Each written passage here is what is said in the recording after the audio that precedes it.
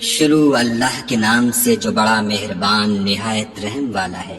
آسمان کی قسم جس میں برج ہے، اور اس دن کی جس کا وعدہ ہے، اور حاضر ہونے والے کی اور جو اس کے پاس حاضر کیا جائے اس کی، کہ خندقوں کے کھودنے والے ہلاک کر دیے گئے، یعنی آگ کی خندقیں جس میں ایندھن جھونک رکھا تھا جبکہ وہ ان کے کناروں پر بیٹھے ہوئے تھے، اور جو سختیاں اہل ایمان پر کر رہے تھے ان کو سامنے دیکھ رہے تھے۔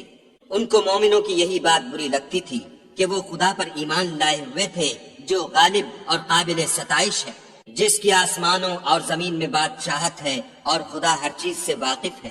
جن لوگوں نے مومن مردوں اور مومن عورتوں کو تکلیفیں دیں اور توبہ نہ کی، ان کو دوزخ کا اور عذاب بھی ہوگا اور جلنے کا عذاب بھی ہوگا۔